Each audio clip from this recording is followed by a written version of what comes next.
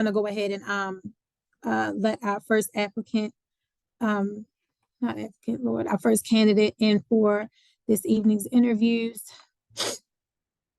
I apologize. Excuse me, trying to get my life together. For our first for today, hopefully everybody had a chance to view everything, and we're gonna go ahead and get started with Leah Lucci first.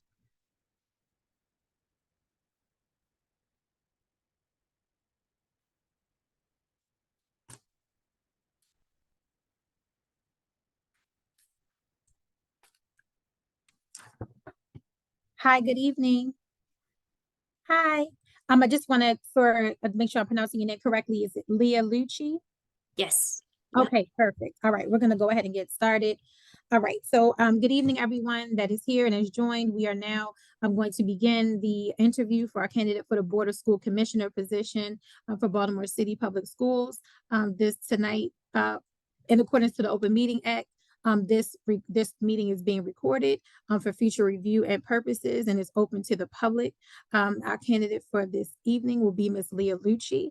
But first, I have a message coming from Dr. Deborah Brooks, the Executive Director of the Mayor's Office of Children and Family Success. Thank you, Ms. Lugay. First, I'd like to apologize for having my camera off, but I'm driving. But I want to first thank Ms. Lugay for facilitating this process to ensure transparency and to ensure that we are doing this in decency and in order. I just want to make sure that everyone is aware that the Mayor's Office of Children and Family Success facilitates this process. We do not vote. We do not make recommendations, but we facilitate the process. And just again want to thank Ms. Lugay for making sure that this process runs with transparency and consistency. So thank you, Ms. Lugay. Thank you so much, Dr. Brooks. I appreciate that. And thank you, everyone. We're going to start with just doing introductions for everyone that is on the community panel, Ms. Lucci, and then from there, in the organization that they represent, from there, I'll pass it over back to you, and you can just introduce yourself, give us a brief overview, and then the community panel will commence in asking questions that are in our question bank, okay? And I'm just gonna go in order from who I see on the screen, and then from there, we'll go in order that's on our list. Mr. Simmons? Good evening, Ms. Lucci. My name is Larry Simmons, and I'm representing the Parent and Community Advisory Board of Baltimore City Schools. Good to see you. Leah? Hello, my name is Leah Stearns, and I will be representing ASCBC. Thank you, Leah. Diamond Tay? Good evening. My name is Diamond Tay Brown, and I'm the president of the Baltimore Teachers Union. Megan? Good evening. My name is Megan Jones, and I am an attorney with Disability Rights Maryland. Carl? Ms. Lucci, it's great to see you. Carl E. Perry, I'm the president of the Public School Administrators and Supervisors Association. How are you? I'm so good. And I do believe that we are Mackenzie. Hi, Mackenzie Allen, Executive Director of the Maryland Alliance of Public Charter Schools. Lovely. And I do want to acknowledge that Ms. Moore is on the call as well from Baltimore City Public Schools. Yes. Hello, everyone. Good afternoon. I'm Tanisha Moore. I work with the Board of School Commissioners. Thank you. And I will pass it over to you, Leah. So hi, thank you everyone for being here. My name is Leah Lucci. I am currently the art teacher at Edmondson Westside High School. It's my third year there, and I have been an educator for 11 years. Awesome. Should I like keep talking? I was like, should I keep talking about myself? Because I could. No, you're perfectly fine. No, you're perfectly fine. We're going to go ahead and just get started with the questions. You know that you've been waiting a bit, so we're going to start with Miss Leah from the Associated Student Congress of Baltimore City. Okay, so the question that I have prepared is, share an experience you you had making budgetary trade-offs decisions or advocating to shift budget priorities?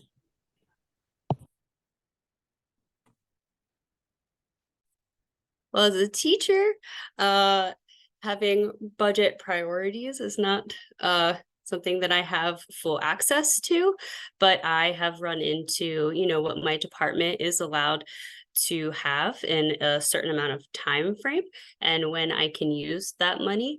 As an art teacher, I probably have more materials than anybody else.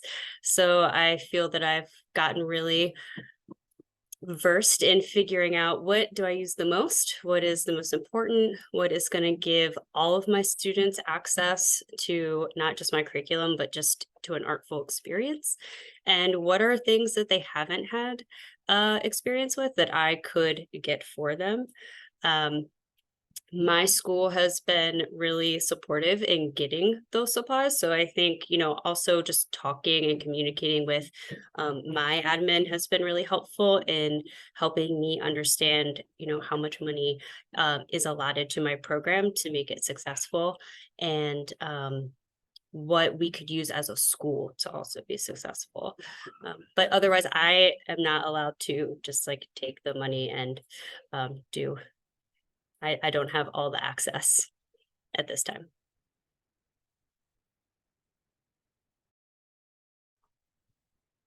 Thank you.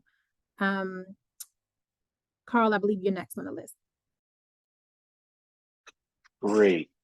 Ms. Lucci, which personal professional experience do you think most qualifies you to serve on the Board of School Commissioners?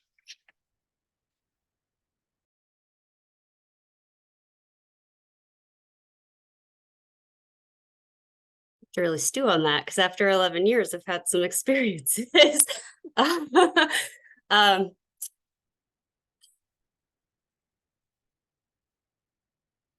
Honestly, I know this sounds a little cheesy, but every year I feel that just getting to know hundreds of kids, just getting to know them and their families, getting to see kids shine when I think a lot of other people don't get to see them shine. And understanding that art is visual literacy. You can teach anything with art, right?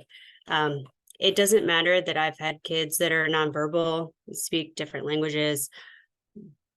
We're all coming together and creating something beautiful. So for me, just being able to say that I know all of my students, and I strive to know them even better, and to know my community and to know their families. And I really want to unite everyone through art. And I think that that's a really powerful thing. So I think professionally for me, just sitting back and actually getting to see that is just such a strong. And I also think that I think people are afraid to share ideas. I don't have all the answers, but I'm not afraid to share ideas, and I'm not afraid to listen to other people's ideas. Ideas change the world, bottom line. And I think that that's a really important tool. And I try to teach my kids that. Part of the engineering design process that we work on is, you have an idea, you have a problem, and what are the steps you need to take to solve that problem, even if it's an artful problem, right? But it can be used in any facet. And I really believe that if I was on this committee, I want to hear ideas, because ideas are going to change things. So I want to hear them and I want to be a part of them. Yeah. Thank you. Yeah. Diamond Tay. Good evening. My question is, share how you see the role of the CEO and the role of the school board. How do they differ? How do they overlap? How do they interact?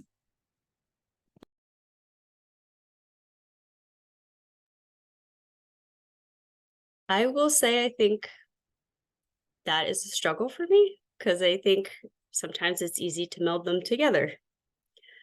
I know that they are two different facets. I know they work together. But do you mean the school board of commissioners and Santa Lucia's, or? Yes. Okay. I know that there are different committees that the school board, they focus on different things, and I know that they can impact her position as well. I know that she has a different sect. I feel that the school board is absolutely working to strive to set some goals for like the Maryland Blueprint, and for just, the school district as a whole, the communities, the families, students, teachers, and they have a lot of important decisions to make as well. So yes, they're both making important decisions, but I know they're not the same entity. But again, sometimes I think I just, like, as a teacher, get a little like, I will mix them together and put them all together, but I know that they are different.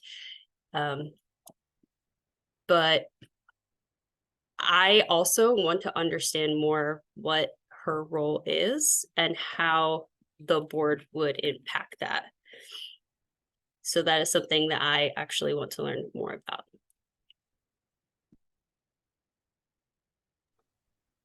Thank you. Megan? How familiar are you with the rights of students with disabilities, and specifically the legal rights of students with disabilities in Maryland? So the rate of special ed students in our district or in our state? Rights, the rights. I thought you were saying the rate of, okay. Sorry. Sorry. I'm sorry. The rights of students with disabilities. Well, I know there's FAPE, free and appropriate education, and through IDEA, everyone is guaranteed a proper education. I know not all schools have the same programs. I don't believe all schools have a citywide program, but I know my high school does, and the other schools that I've taught at do. And I will say, I know that our numbers are rising, and I think that sometimes they are slightly underestimated or underserved. Not always like where I am, but in general, that is something that happens. But I know through FAPE and IDEA, no one should have any type of rights stripped of them, for sure. And I hope that that's not happening elsewhere. That would be terrible.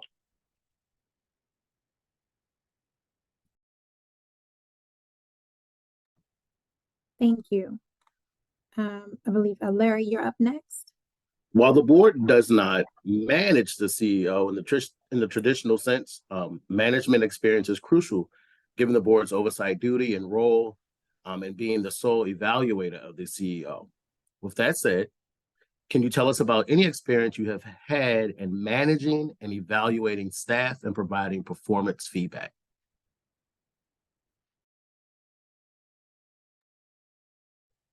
Yes, not in my current situation, but in my old school. I was a PBL instructor, and I was a head of that. I would work really hard to not just have a team that would meet regularly, but also our goal was to have PBL in all classrooms because it can be used in any classroom. So PBL is project-based learning. So I was big on, I like touch points, being able to see people. So at least once a week, I would meet with my team, and then I would send out emails to grade level leads. I would work with them. We'd try to bring artists in to work with our students. And, not everyone is going to agree all the time, but I think that again, it's really important to share out ideas when people feel heard and they feel more validated. That's huge. And just talking to them about any of the issues if they didn't understand what we were trying to do to help our students. And if they didn't appreciate that, how could we talk that out and make it something that everyone sees worth their time? I think being able to just talk out those ideas and really hear everyone is a really great starting point in managing others. Same with managing students, you know, if they don't feel validated, they don't feel respected, they're not going to come to your class and want to do anything. So it's the same across the board there with that, the mutual respect. And just knowing that everyone has a spot in the table, but also I'm a little bit of an organizer in that way. I'm big on Scrum boards. I don't know if you guys know what those are, but they help kind of manage time and different projects that you're doing. So I'm big on that too, because I like to keep people on track. Because again, I usually have deadlines I have to meet, and it's the same with managing adults as it is with students.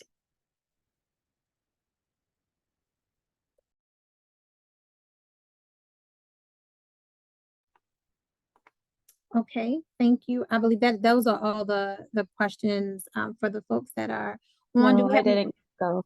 Mackenzie Oh, did. I apologize. Oh, I see Charles is on. I'm sorry. There's two of us then. Wait, I apologize. Wait, sorry. Hey, Mackenzie. Okay, go ahead. I'm sorry, Mackenzie. Share your impression of the alignment between the school board and the parents/community, and how would you respond when parents or the community are not aligned with the school board?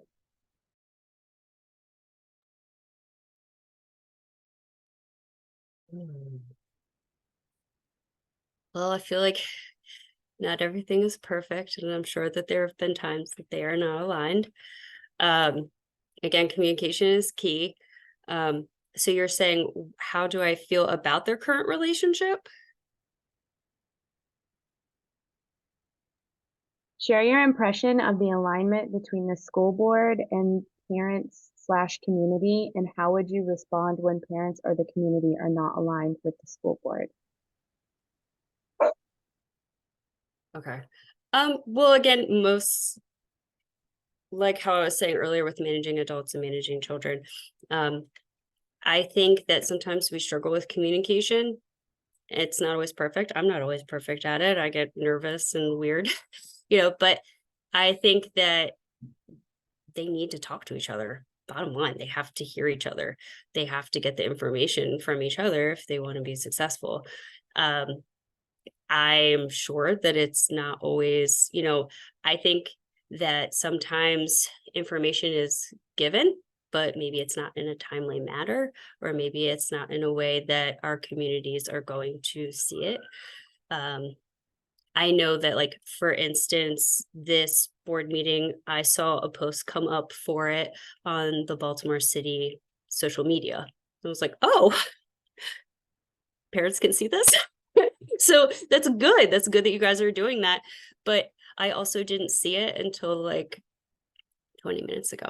Not saying that it was put up 20 minutes ago, but sometimes that happens. So parents might say, you know, that they're not getting the information in a timely manner.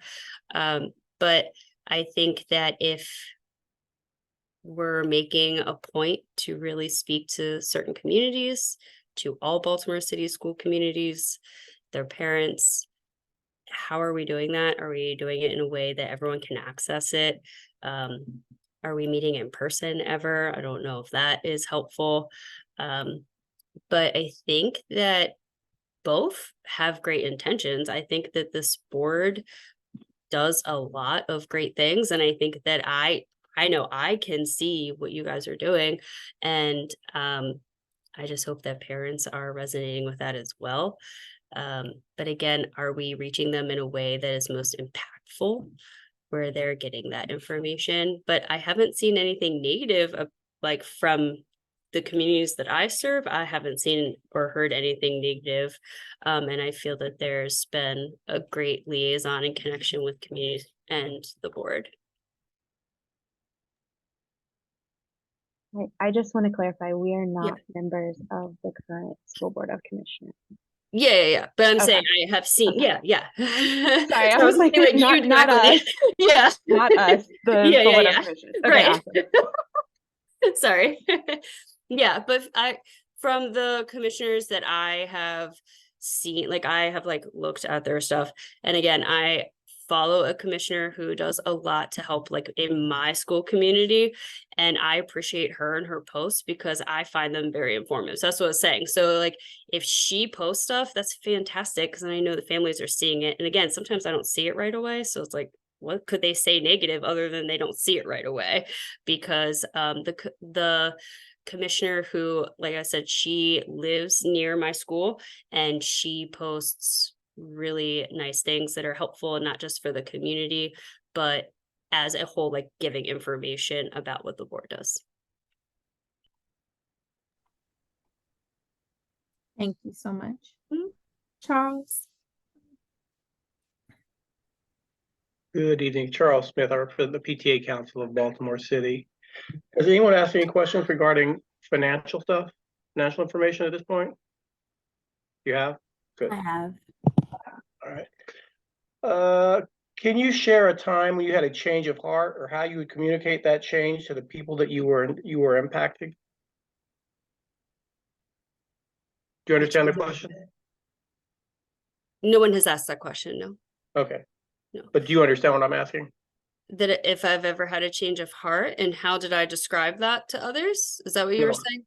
How it impacted others? Yeah. In education, my change of heart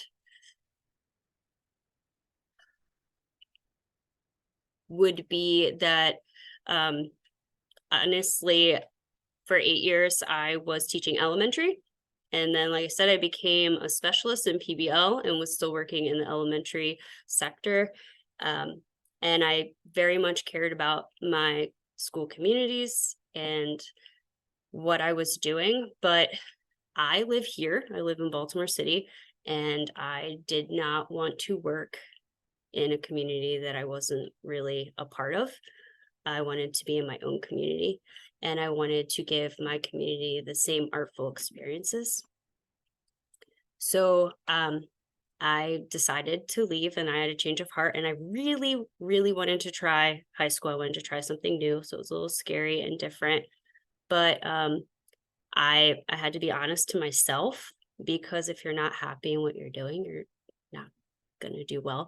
And I wanted to try that. And again, you know, it's hard to let students down and say goodbye to students, but my change of heart wasn't necessarily a negative thing. I didn't think poorly of anybody, and hopefully they didn't think poorly of me when I decided to make that change.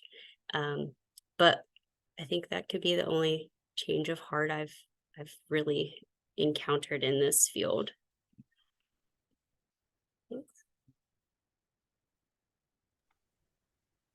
Thank you so much, Ms. Lucci. At this time, were there any additional questions from anyone on the community panel? I have one. It's Mackenzie. If you were selected to serve on the school board of commissioners, would you be comfortable with resigning from your current role teaching?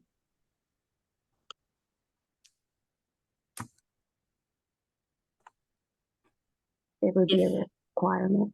Yeah, I had to really think about that. If I needed to do this, then I would, because I feel like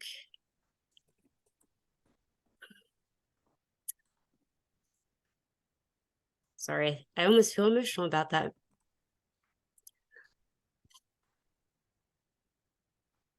I feel very passionate that I want to serve this community.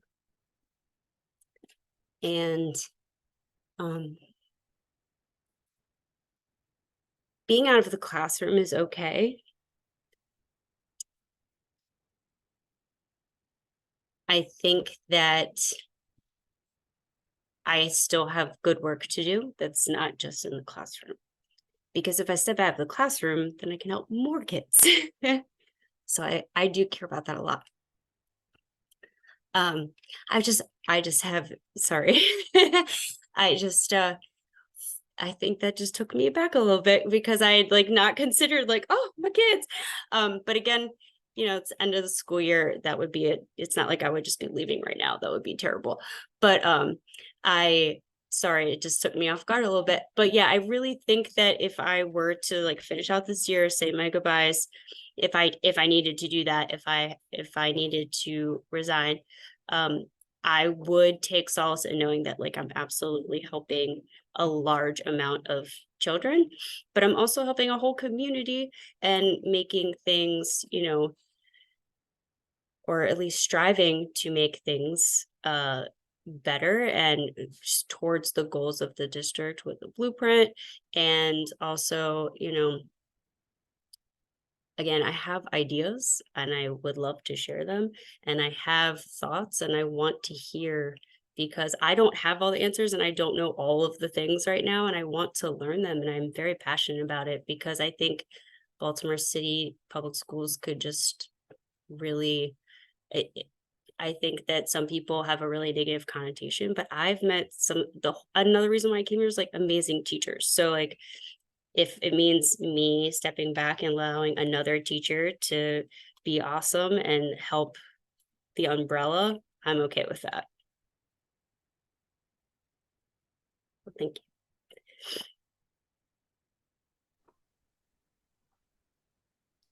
Thank you so much. Of course, I have a question. Miss Lucy, what's your position on school police?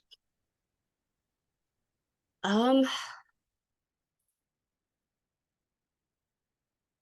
a little torn on them. We have the one in particular who I think is truly amazing, and he's a great support. He helps support the kids with extracurriculars. And I know if there is a safety concern, he is of service, you know. But I don't know. We have so many supports that sometimes I struggle with that one. I think that some kids feel very safe with them there, and some kids do not. And I think that's something that the communities should talk about too, because I feel a little torn. I don't feel negative per se, but I know I didn't have school police, and I don't know how I would feel if I was a student. Like, are you judging me? Are you out to get me? I already have an uncomfortable connotation.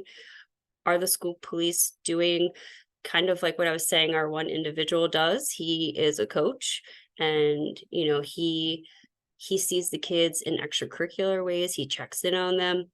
Do they all have that kind of rapport? I don't think so. And I kind of wish that they did. I wish that they had a rapport and gave the students insight in being a police officer, maybe.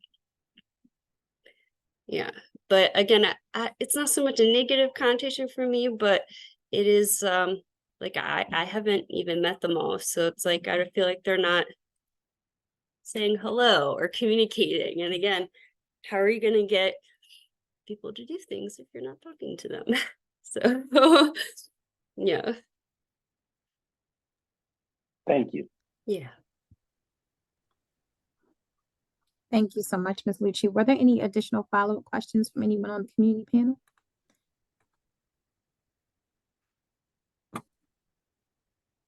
Okay, well, thank you all. Thank you very much, Ms. Lucci. Someone from the Office of the Mayor's Office of Children and Family Success will be following up with you around next steps. So just any additional information. And just to be clear that if there was the opportunity to move forward and serve on the Board of School Commissioners, you would not be able to continue your role as a classroom teacher. It is in policy, so I would not be able to. That would be something for consideration. So I just want to make sure that I'm informing everyone correctly with that. Mhm. Okay, thank you. I Of course. appreciate everyone's time. We appreciate yours, Melissa, for wrapping it up. So, yep, thank you so much. We appreciate you. Thank And you. Noel, just to be clear, that's a classroom teacher in Baltimore City Public Schools. Yes. There'll Yes, be a classroom teacher in all the other 23 jurisdictions, correct? yes, that is correct. It's That is anyone employed by city schools. anyone employed, right? Correct. Yeah. Yes. And I'll send you that language in email. I consulted with city schools around it just to make sure everyone is clear. Because I just want to make sure they were clear around it. Yeah. No, yeah. I think I had someone ask me like, you cool? So yeah, no, I do recognize that. Yes. Yes. Okay. Thank you. We appreciate your time though very much. I And appreciate your you work with the guys. kids. Thank Thank you. you guys. Thank you. Okay. Have a good one. Bye. Noel, I just wanted to make sure that everyone knew that we're staying on this link instead of switching like we did before. Yeah. Yes, ma'am. I believe we tried to send an email around it. That was the one thing that was changing, so we wouldn't have to keep clicking on and off for everybody. Okay, so we are concluding that interview with Ms. Leah Lucci, and we are going to get right into our next interview. You have to excuse me. I feel like I'm getting a little sick. No, I don't need to. With Mr. Eric. I apologize, Mr. Eric Jameson up the second. Sorry, everybody.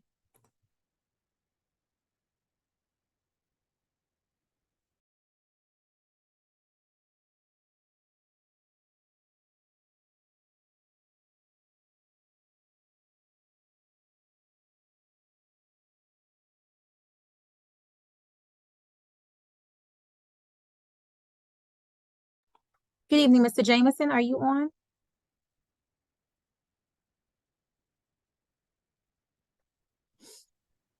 Good evening. Yes, I am. No, yeah, here I am. Okay, great. And just to make sure that I'm pronouncing your name correctly, is Eric Jameson? Yep, that's fine.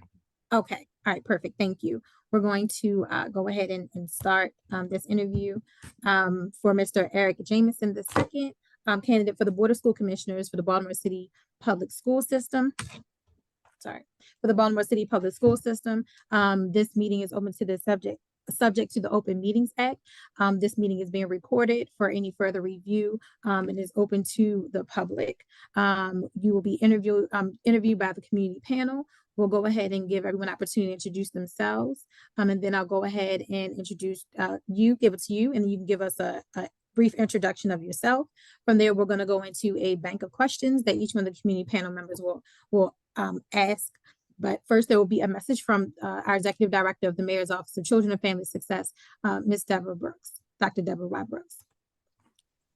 Good evening, everyone. Again, I apologize. I will be transitioning from my phone to my computer shortly, but I first want to thank Ms. Lugay again for her diligent work in facilitating this process to ensure transparency and to make sure that everyone is aware that the Mayor's Office of Children and Family Success does not ask any questions. We do not make any recommendations, but we just facilitate the process. So again, I just wanted to make sure that all were aware of this. And again, thank Ms. Lugay. Thank you.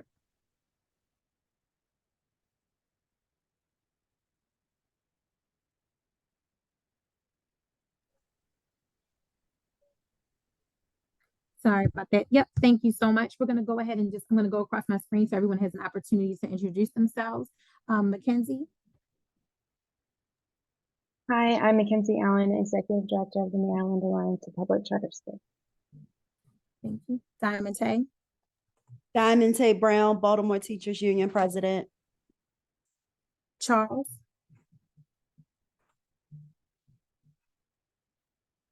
Hi, Charles Smith, PTA Council of Baltimore City. Carl. Good afternoon. Carl E. Perry, President of Pizzazza, the Administrators Union. Thank you. Leah. Leah Stearns, representing ASCBC. Larry.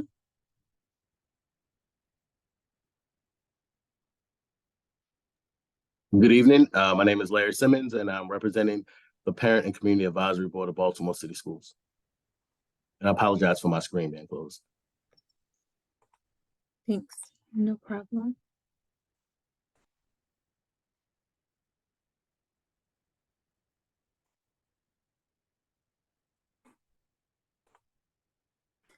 Okay, Mr. Jameson. Did I miss anybody? Yep, Eric Jameson II, of course, candidate for the opening seat in the Board of Public School Commission. I am a native of Baltimore, of course, product of Baltimore City Public School Systems. I'm currently a doctoral candidate at Morgan State University, and my concentration is urban and educational leadership. And thank you guys everyone for taking the time to meet today. Thank you. We're going to go ahead and go in order with asking questions. We can go ahead and start with Leah from ASCBC. Okay, so which personal or professional experience do you think most qualifies you to serve on the Board of School Commissioners?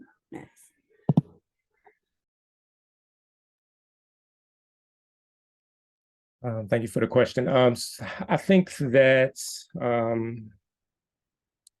feel like I meet the qualifications, based on one, being a resident, and although I'm not a parent, I am someone who is very interested in education and in engaging children and families, and so I'm a executive director of a nonprofit organization called Rising Over Standards and Excelling. And one of our biggest initiatives is that we have a mentoring program. And so my experience we've been doing a mentoring program since 2015. So over that time, just working in close contact with students, middle and high school age boys and girls, and their families, I think, I don't want to say it necessarily qualifies me for it, but it's definitely where my interest is peak, because I've kind of had those very specific experiences with, kids from the city and the county, and just some of the issues and challenges that they have. And so, I want to, do my part to be able to further assist them. Of course, I've done that a lot in a one-on-one setting and a group setting, but I hope that with moving into, the field of education as a career, that being on this Board of Commissioners will give me, additional expertise and experience to be able to assist students and families.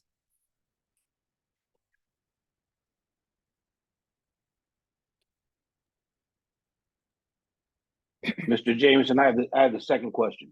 Yes. Excuse me. Part of the role of the Board of School Commissioners is to hold the CEO accountable.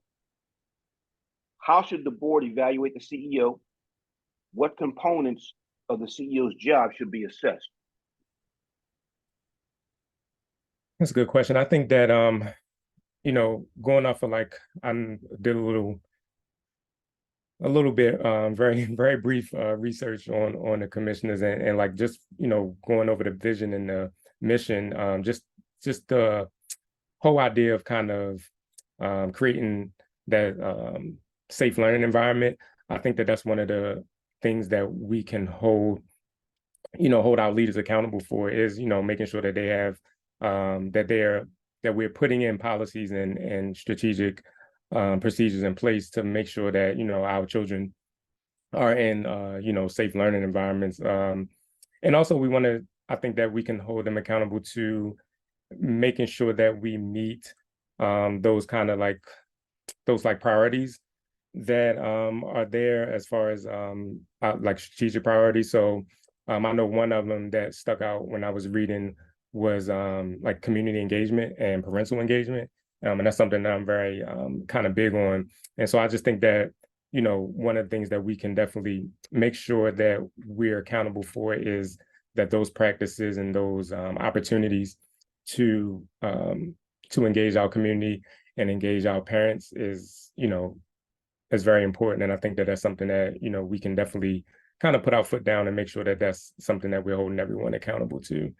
If I had to say one more thing that we can hold our leadership accountable for is really in, what's the best way to say it? Making sure that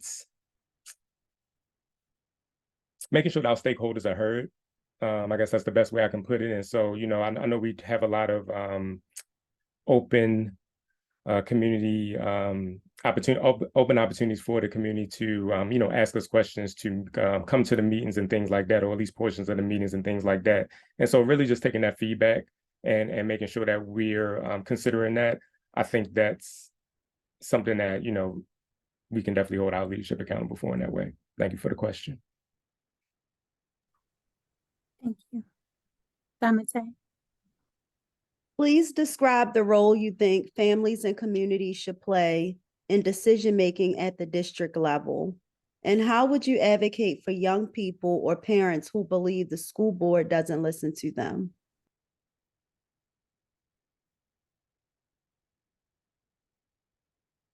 Could you repeat the question? I just want to make sure I got the whole thing. Sure. Please describe the role you think families and communities should play in decision-making at the district level. And how would you advocate for young people or parents who believe the school board doesn't listen to them?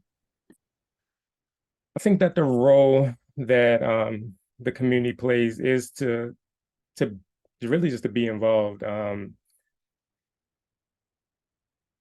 And like I said in the previous question, in my response to the previous question, we just have to make sure that we're, hearing, what our stakeholders are saying and what our, students are saying. And so, one way, like I mentioned before, that I know that the board allows that is to, have open community participation.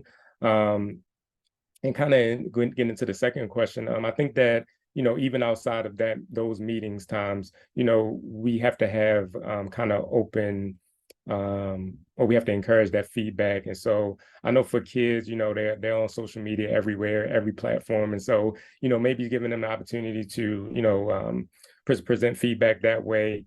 Of course, anytime that you can engage students, face to face, is also a good opportunity to just, kind of get their feedback and things like that.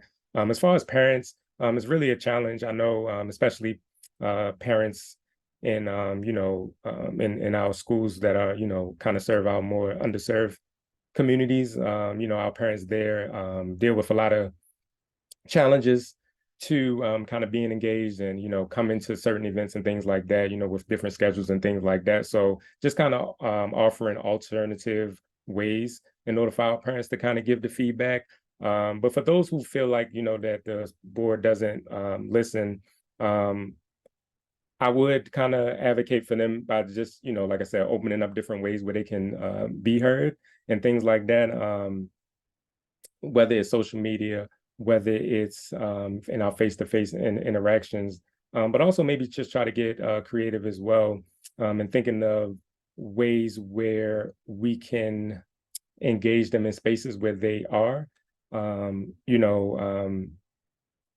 know a big thing from the city and from the mayor's office over the past couple of years has been kind of engaging people and making sure that they have open spaces to just a fellowship and just to kind of be in community. So we're kind of the revitalization of our community centers and things like that.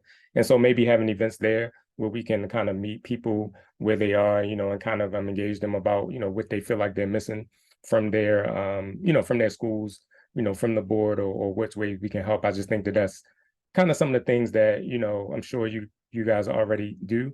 But making sure that we do that in a more equitable way and in spaces where we can get kind of hear the voices of those who we don't hear from as much. I think that'll help us out and that'll help the perception of people who feel like we don't listen.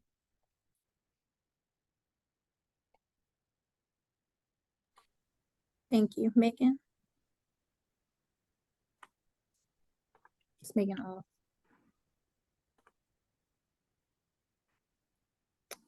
Excuse me. Okay, Megan is off. Mackenzie. Hello. What role do you see charter schools playing in the city schools portfolio? What role? Okay. The charter schools, I know they're, are very popular. I won't say popular. It's kind of seems like that's where education is going. Just the opening of charter schools and more kind of the privatization of schools and things like that. But I think that the role there is just giving people a choice. I know growing up in Baltimore City public school systems, we have zone schools, and I know it's still that way to some extent. But I know that some people feel like they don't necessarily have the ability to choose to the schools, outside of maybe, those citywide schools and things like that, which, are very competitive. And so charter schools just provide parents with another opportunity to, make a choice as to, what schools they want their kids to go to and what type of curriculum that they, want their child to be engaged in. And so, I definitely think that that's a positive thing. I guess the cautionary thing for me when I think about, people having that choice is that we still want to make sure that, all those schools are meeting kind of the standards. Because of course we want all of our children to, receive a quality education. And so giving people the choice to have a quality education and, to maybe tailor some of their educational ideals to their students, I think is a good thing. But I think that we also want to make sure that, those schools are providing the same level of quality education across the board.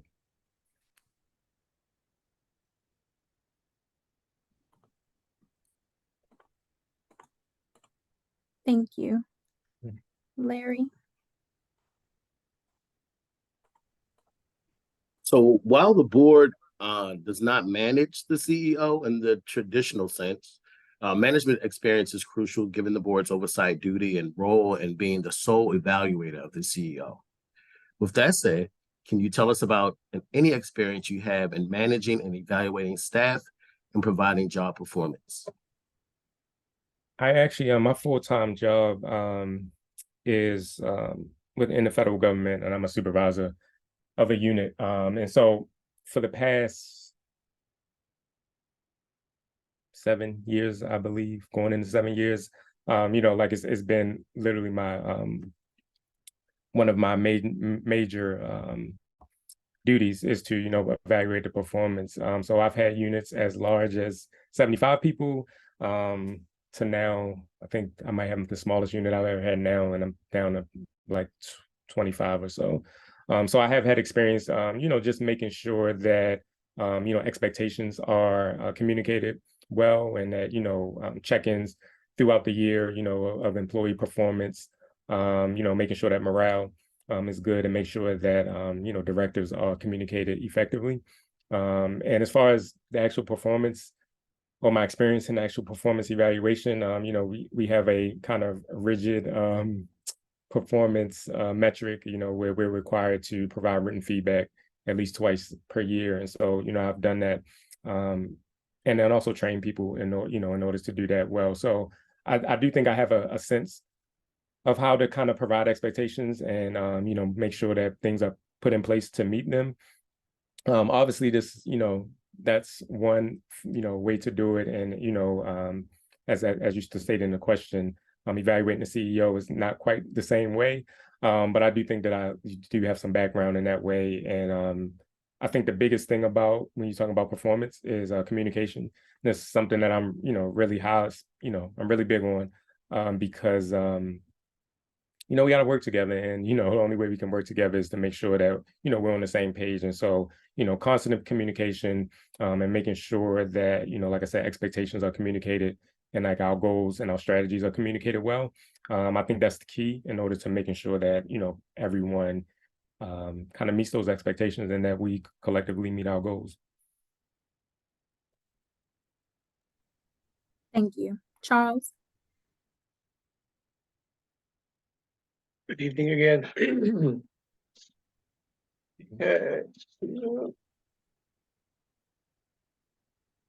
What is the hardest decision impacting youth that you've ever had to make? Describe how you made the decision and the results of that decision. Hardest.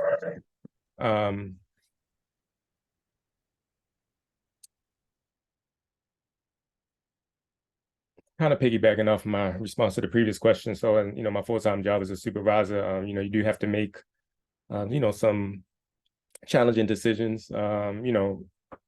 Maybe not even always ones that you necessarily agree with or want to do, but it's part of the job. And so, a couple of years back, in the same breath as talking about performance evaluations, I did have some employees who were not performing well, and so one of the more difficult decisions was to kind of ascertain how to help them the best. And so we offered them some additional training, had some kind of one-on-one opportunities there, to try to assess what was kind of the where the need was and what the need was, and we did our best to meet them. Unfortunately, for this employee, this particular employee, they still were not able to meet expectations even after kind of some kind of refresher trainings and things like that.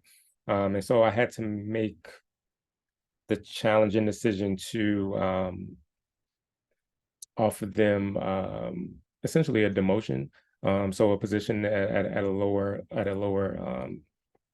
salary and grade level. And so that was a challenging decision. Some of the things that I had to do in order to make that decision was, one, just being who I am, I definitely wanted to make sure I offered them some assistance and try to, help them to do better. Because ultimately, what we really want is to make sure that everyone is kind of, doing their fair share and meeting expectations across the board. But after that was kind of unsuccessful, what I then had to do was essentially set up a review process. So I didn't give you guys any background on what I do, or what my employees do. And so basically we process cases for people who are disabled. And so, when I say my employee wasn't meeting expectations, their accuracy wasn't too good as far as their ability to process the case correctly on average, and also they weren't able to kind of I'll say they weren't able to help as many people as we would have liked them. And so we want to kind of up their level of proficiency overall. And so one of the things that I had to do was set up a review process with one of our technical leads, and basically they work one-on-one together to kind of go over their cases, go over the employees' cases, kind of give them some instant feedback and assist them.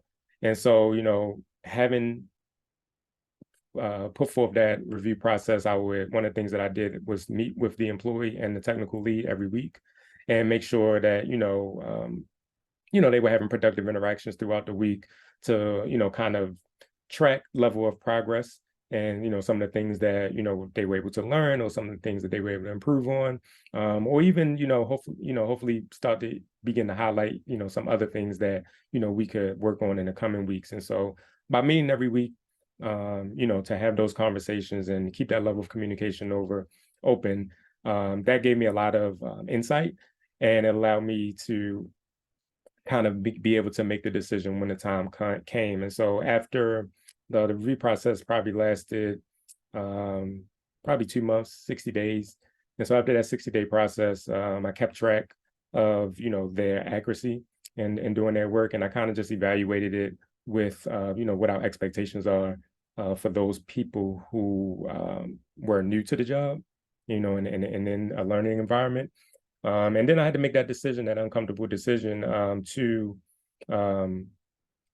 to find them, an additional opportunity, because it just wasn't working out where they were. And so the other thing I did was communicate with my leadership at my job, my directors, make sure they were in the loop that they knew everything that we did, all of our efforts to help the employee, also kept them in the loop with how the employee was performing on that review process.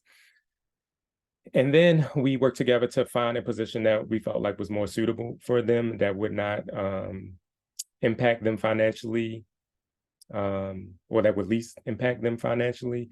And then, I had to talk with that employee and make sure that they, understood kind of where they were, and as well as what the options were. And then actually, when it came down to making that decision, talking to our labor and employee relations staff, making sure that, we were doing everything from an ethical standpoint that was fair to that employee, and making sure that the employee had the opportunity to, rebut our decision, and to kind of put forth any evidence that they felt like, was necessary. But at the conclusion of all that, we did wind up having to recommend a motion for that employee. I don't want to say good news, but why I think that this isn't such a horror story, although it, resulted in a change of position. I have spoken with that employee since, and the new position that they enjoy, a lot better and are more comfortable and they're actually thriving in that position. So while I wasn't proud of, kind of where that situation took us, I do feel that, the correct decision was made and that we did it in the right way. And that we could still kind of have an amicable relationship, and in a professional relationship, and making sure that we place someone in a position where they can provide government service, quality government service, the way that we expect our employees to. So. Thank you so much. Were there any follow-up questions from anybody from the community panel? Would like to do one. Can you describe any work you've done with youth, or youth in education, youth in counseling, anything you've done with youth? Okay. So I mentioned it before, my nonprofit organization, ROSE for short. We're basically a community development organization, and what we basically do is, work with stakeholders and communities to kind of assess, different needs that children and family have, and then we try to meet those needs. We try to pool our resources to meet those needs. And talked about one of our larger initiatives, which is our mentoring program. And so that program meets twice per month on Saturdays. And I'll say at our peak, pre-pandemic, we were probably had about 35 students from middle and high school.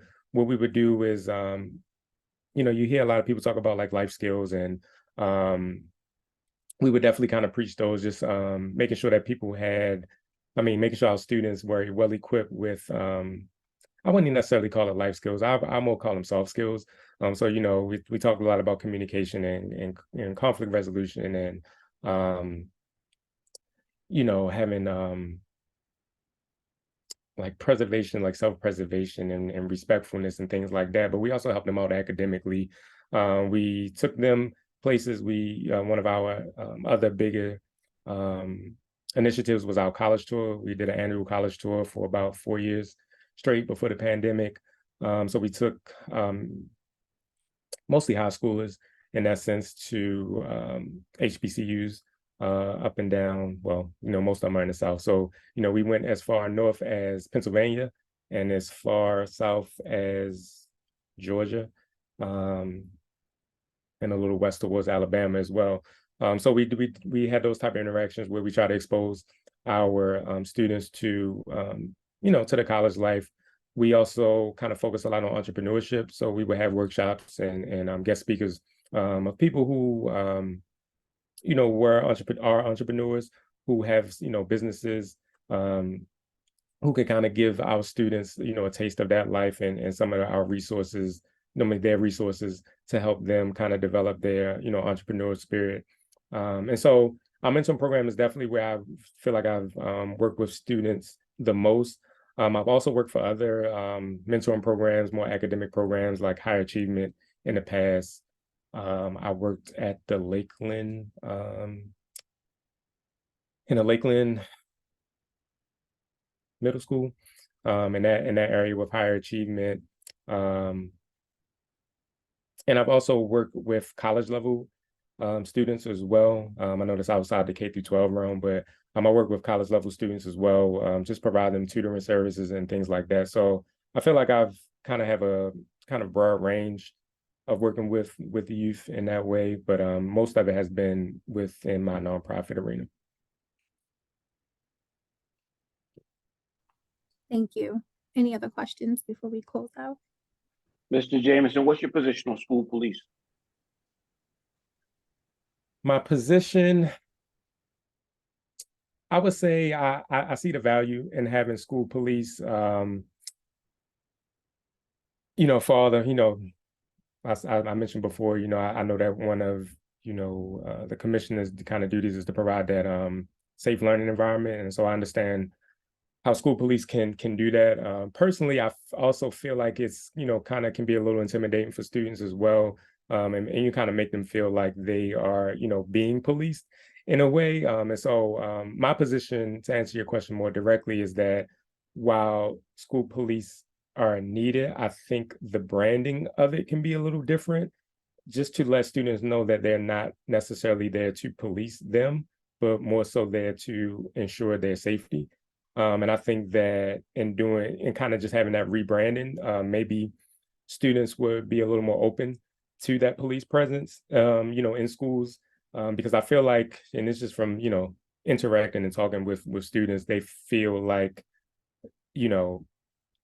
they are being policed, or, that those school police are there to enforce, some type of, laws or procedures against them. Whereas though I don't, why that may be, some schools may have that stance. I feel like overall, they're there to keep the students safe. And I think that, kind of rebranding them in a way that lets the students know that is kind of the way to go. But in that regard, I'm for, or I'm pro having, the schools, having police in schools. Thank you. No problem. Thank you very much. Were there any additional questions at all? I have a quick one.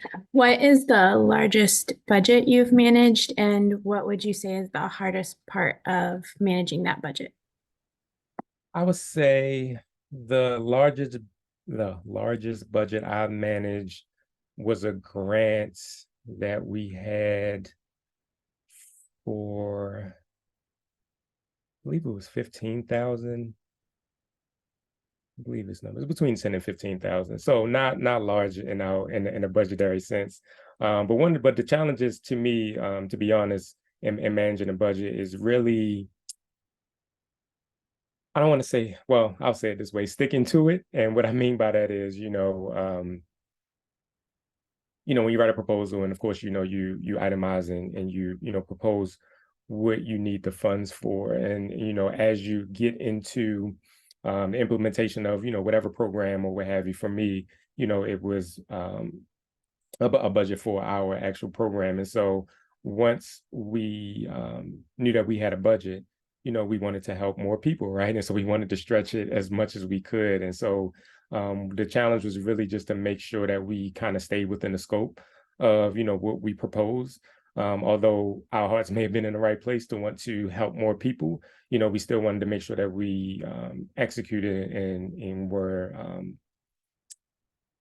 good stewards of that money in a way to make sure that we still met our goals and things like that. So for me, the challenge is definitely, once we have resources, is making sure that we stay in scope and making sure that we don't overextend ourselves.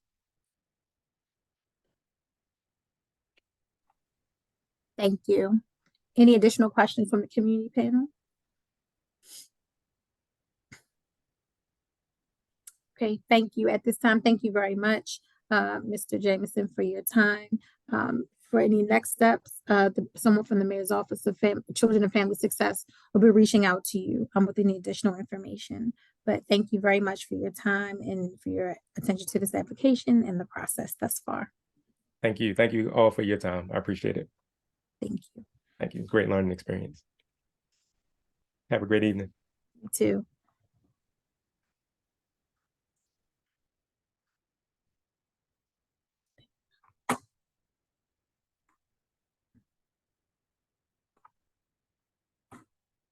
All right, we're gonna keep rolling with our next candidate, Jasmine Miller. Jasmine Miller will be joining us next for our next candidate interview.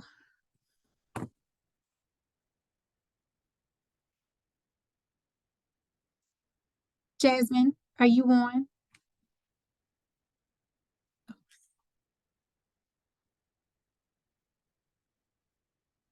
You are still on mute, Jasmine. Now I gotta do it. Okay, I just want to make sure I am pronouncing your name correctly. It is Jasmine Miller, correct? Yes, ma'am. Okay, lovely, perfect. Good evening to you. So we're going to go ahead and get this started. So we are going to begin our interview for Ms. Jasmine Miller for for a candidate for the Board of School Commissioners for Baltimore City Public Schools. This meeting is subject to Open Meetings Act, and it will be recorded for any further review, and it is open to the public. After we after this, we'll go ahead and introduce each one of our community panel members, and they will talk and they will introduce themselves and the organization that they represent. After that, I'll give it to you, Ms. Miller, and then you can introduce yourself and give us a brief, just any brief introduction you would like to add.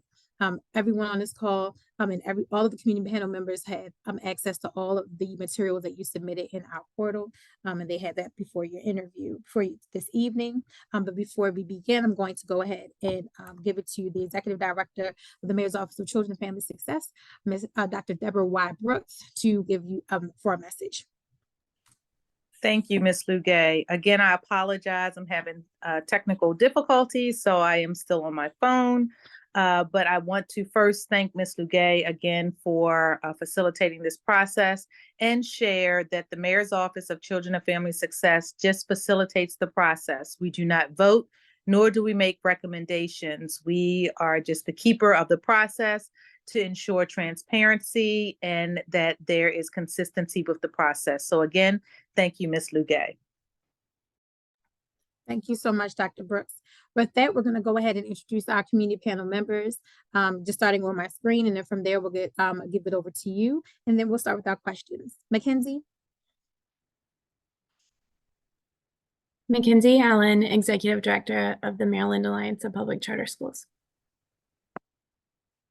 Diamond Tay? Diamond Tay Brown, Baltimore Teachers Union President. Carl? Good evening, Carl E. Perry, President of Pizzazza, our Administrators Union. Leah? Leah Stearns, and I'm representing ACBC. Charles? Hi, Charles Smith, PTA Council of Baltimore City. Sorry about the phone. It's fine. Larry? Larry Simmons, the Parent and Community Advisory Board of Baltimore City Schools. Thank you. And I do want to acknowledge that Ms. Moore is on the phone. I'm on the call this evening from Baltimore City Public Schools. Okay, I believe, and we can go ahead and you can introduce yourself, Jasmine. My name is Jasmine Miller. I don't really represent anything. Everybody had like an organization they represented. I can give you a quick synopsis of me. I grew up at Emerson Avenue in Poplar Grove. My first school I ever went to, which is now shut down, was the Alexander Hamilton Elementary. It was a middle school at that point, but it ended up becoming an elementary school. I was blessed enough to be able to test out. I think that's how that process worked. After somebody who had a gun ran into the school, and my teacher told my mom that she had to get me off the school before I became another statistic. This was back in like, oh God, 08, 09. It's probably not that long. Like 08, 09. So I was blessed enough to test into Federal Hill, and then Federal Hill set me up for Roland Park, so on and so forth. As I said inside my letter, I wasn't able to go to college, so I went straight into the workforce. I worked, I don't say bottom of the bottom, but I worked at Royal Farms. I've done the Walmart. I was blessed enough to be able to network my way into a paralegal position. Worked at the hospital at some point, got my CNA, and now I work at a nursing home as an activities assistant.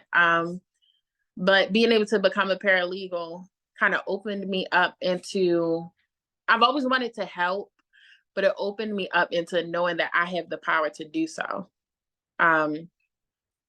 Which unfortunately not a lot of people know.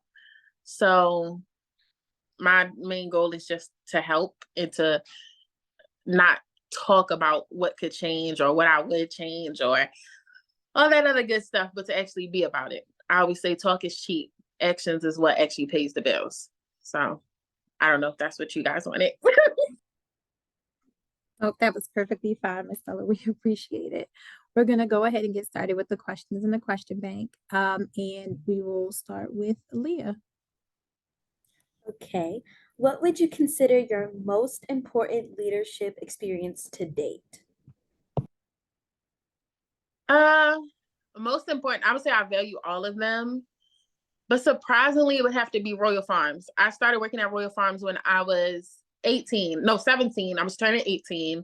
I got pushed into a manager position, and it taught me how to, one, communicate with other people effectively. Nobody ever teaches you how to communicate effectively in a way where you're also taking into account other people's feelings. But also Royal Farms, as you know, like if I worked on one on Washington Boulevard, like 1801 Washington Boulevard, Merle Park type Royal Farms.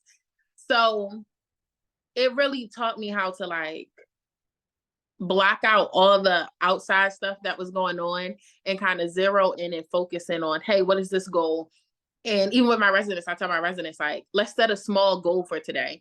So it taught me, like, don't try to take on everything at once. Do little things at a time, because life be life, and it don't be gentle life. So sometimes you just got to take it 1 second at a time, one small goal at a time. And that's really benefited me in, like, the long run on just keeping my mental, like, so like keeping my mental, yeah. That was the answer, yeah. Thank you. Carl, you're up next.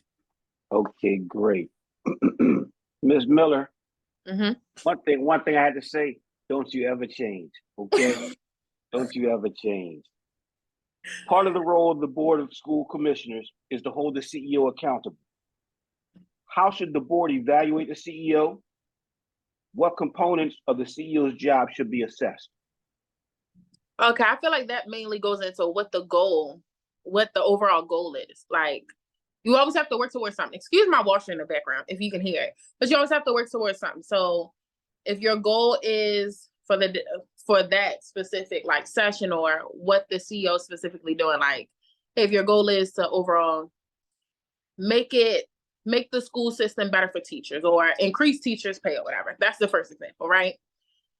First, have to figure out, hey, is he or she doing small things to get to that goal? What are you doing? Because you just can't sit inside a seat and not say like, oh yeah, I'm doing this, and that, and you're not actually doing something. So figure out what they're doing, what the goal is, and having meetings like, hey, we're working on this. This is the feedback that we're getting, and have that open-ended discussion. And I hate to sound so urban, but keep it 100. Like, hey, I don't really think this is possible for real. Like, I don't foresee this happening, but this is something that we could probably work towards instead. So yeah, open-ended communication, set that goal, and then just making sure like, hey, are you really, like I said, are you just talking or are you actually making actions towards the stuff?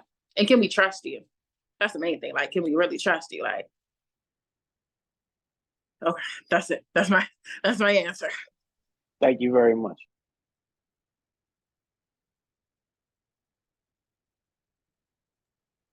Ms. Miller, my question is, what role do you think youth leadership should play in Baltimore City Public Schools? I love this question. So I put it on my thing, but I'm mentored through Heart Smiles. And if you don't know about Heart Smiles, it's a Black-owned, female-owned kind of peer-to-peer youth to mentor kind of business thing. So when it comes to youth leadership, sorry, that was a little much. When it comes to youth leadership, that's my thing. I feel like any conversation that has to do with the youth, somebody who's a youth should be a part of it, regardless.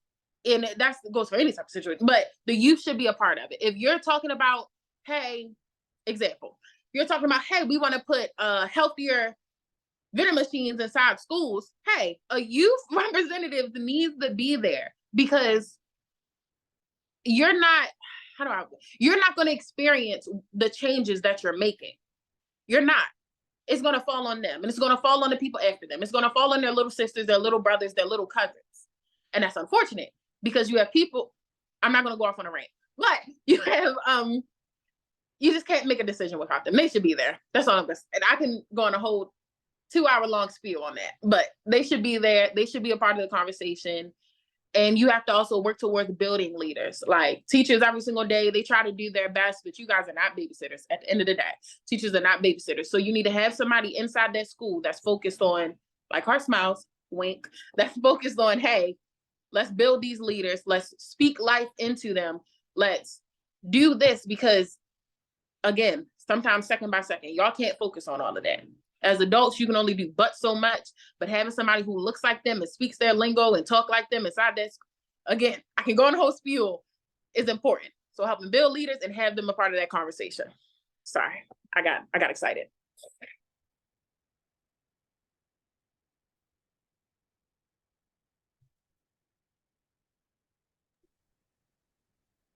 I'm sorry, Mackenzie, you'd be next. Hi, what role do you think charter schools play in the city schools portfolio of schools? Okay, I can also get excited about this one because I used to mentor at Bliss. And I'm not too well versed on what exactly charter school is or all that good stuff, but I do know that from my understanding, from what I experienced at Bliss, they're like independently funded or something of that thing. I know Bliss was at one point was in danger of getting shut down because they were running through principals or whatever. But charter schools matter just as much as city schools. Like it's a school, kids are going there. Granted, they may have more or less resources. It depends on the school. But you guys are just as included, just as important. And even if there's like a separate little, oh, there's a board or whatever, like I said, I'm very ignorant on charter schools. So excuse me if I misspeak. But even if there's like a separate board to sit there and make those decisions, it should still kind of fall back into the kind of city school thing. You get what I'm saying? Does that make sense? It might not because I'm ignorant on charter schools, but you get the premise. You get the premise. You get the premise. Thank you. Also, that's the closest Royal Farms to my house, so shout out to you. Oh, bless your heart. Bless your heart. I worked at 3599. I worked all up and down Washington Boulevard and in stores. In stores. I have to preface that because Royal Farms, Walmart, Chick-fil-A, another Royal Farms. Yo, I'm sorry. I'm like this all the time. But it was something. I almost got robbed at that Royal Farms. They tried to get me.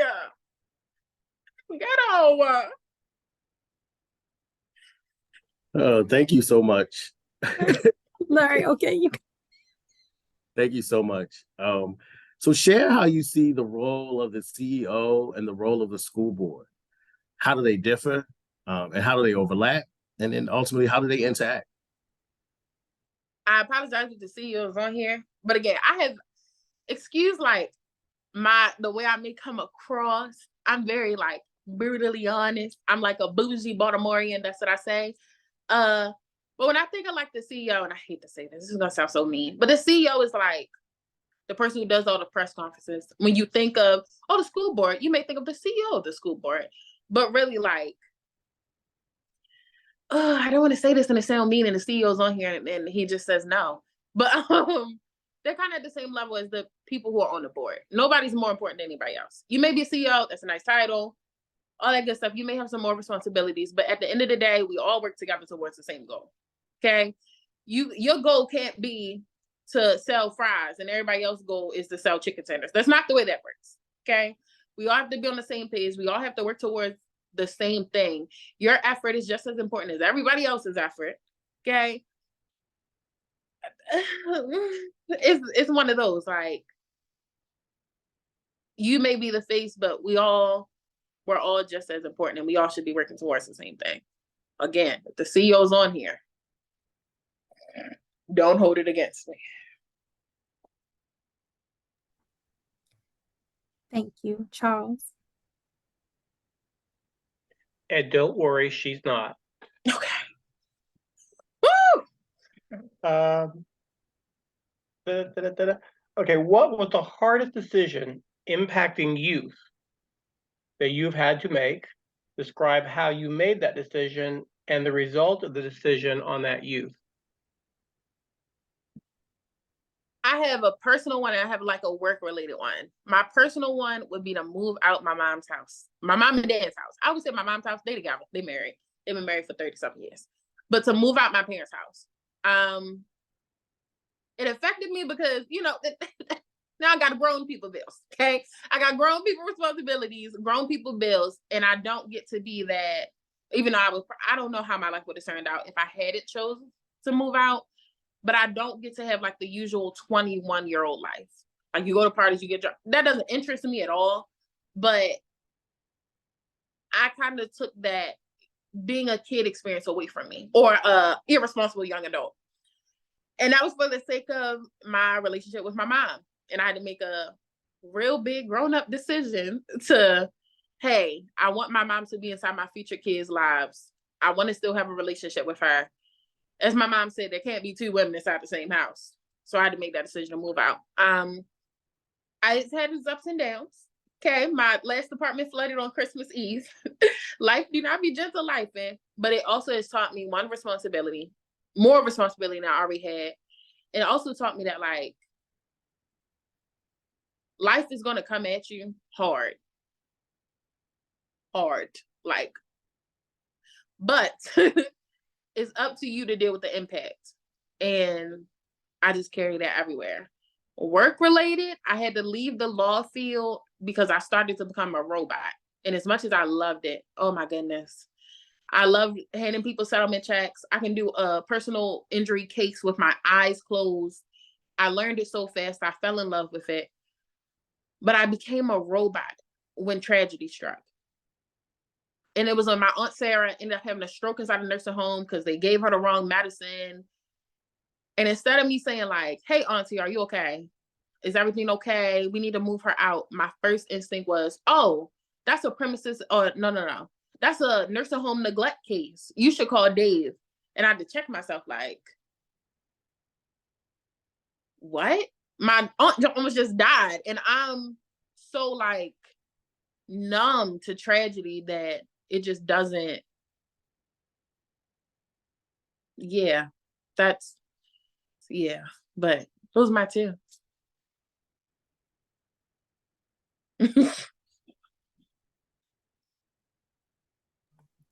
Were there any additional questions from the community panel at this time? Ms. Miller, what's your position on school police? My position on school, I loved my school police officer. I loved OT. Austin Thomas over at Poly and West End. I loved my school police officer. And he really became a safe space and a father figure for a lot of the people who are inside my school. I loved my middle school police officer. I love the school police officers who used to come to Federal Hill and like do the DARE program. I love that. So I've never had a bad interaction. Okay. I've always had pleasant ones, and they became like, that safe space and that father figure that a lot of people didn't have. And even though my dad was inside the hospital, he became that father figure for me at that point. So no bad juju there. But again, I'm also ignorant on other instances that might have happened. So don't quote me. Don't quote me too much. Thank you. Are there any other follow-up questions from Ms. Miller this evening? I have just one more. Can you share any experience you've had in budgeting, complex budgets or any type of budgeting whatsoever? So I had my own cupcake business. And when I first started it, I started because I need money. I'm not about to sit here and lie to y'all. It's a pretty nice business now, but I started it because I was broke and I wanted to go to New Jersey with my aunt. It's not all that good of a story, okay? But this year I really had to reevaluate my business because I was losing money. So I had to sit there and write out, hey, how much flour do I use? How much does flour cost? How much am I using for this? What's the approximate amount of this amount of flour? And do that with all my ingredients. Everything that I use for icing. I make about 12 different type of cupcakes, did it for each different type of cupcakes to reevaluate all of my pricing. And also, I had my own apartment. I had a budget that check. Had a budget that check. And then how much it was going to cost me to get new furniture and everything. So I have light experience. The more complex one was the cupcakes, because you got to measure how much flour is in what, how many cups is inside a 5-pound bag of flour, how much do I pay for the flour if I go to Aldi's, Walmart. It took me days, but yeah, that's more complex. And a more regular one, more adult one is just budgeting that check. Amen.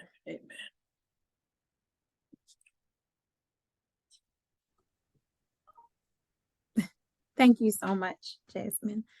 Were there any additional questions from anyone on the community panel this evening before we conclude Ms. Miller's interview? I had one more question. Of course. You are very passionate when it comes to student voices, but I want to know, to what extent do you think that students should be involved in different things? I think honestly, I would even say honestly depends on what you're referencing. If we're dealing with schools, the youth, the people who are going to be inside the school should be involved. Now, I'm not saying put a pre-K or a kindergartner up there. That's going to be too much for their minds. But there most definitely should be a student representative for everything that has to do with the schools. Because like I said, it's not going to affect even me. It's not going to affect me, but it's going to affect the students. So they should be a part of it, or at least know. You get me? It should be that open-ended communication. Like how Miss Lugay, excuse me, I don't want to pronounce your name wrong. Like how she said the video thing is being recorded. That's how it should be. So if they want to go and reference it, hey, in this meeting, was said, all right, cool. If there should be, well, I don't know. Like I said, I'm ignorant. But that, hey, monthly meeting, if the kids want to come, or one of the people who are on the school board, which what I put inside my essay is that they should go to the schools. Each person should get a little district and go visit those schools and talk to them about what's going on. But that's neither here nor there. Have that, because it's not going to take that much out of your day. That's like what, 3 days? Going to all these different schools, talking to them, let them know what's going on. It should be that communication, because student voices matter. And I'm tired of them getting quieted because it's grown people stuff. They should be a part of that conversation. Like I said, I'm passionate. Thank you so much. We appreciate your responses. Any additional questions at this time from the community panel?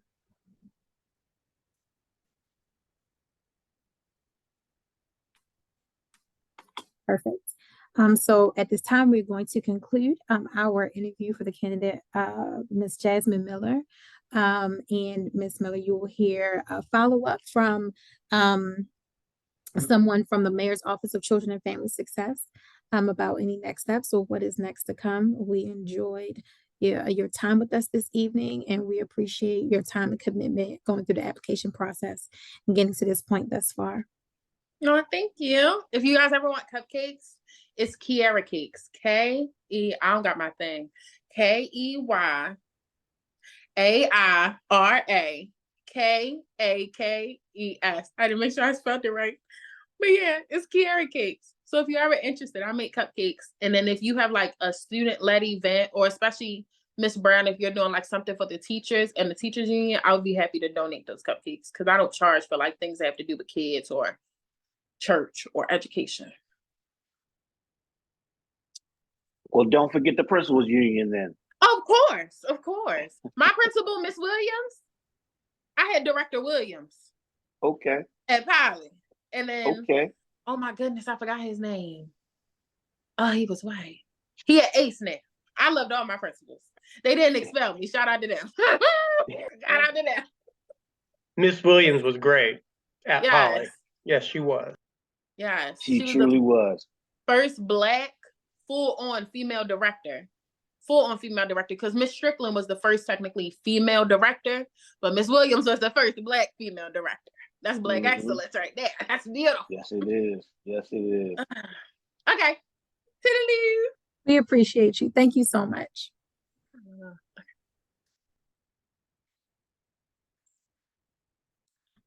MOCFS team, we can end recording so I can, because I think I want to give them the update about the next candidate, and I don't want, it's the Okay. personnel thing. All right.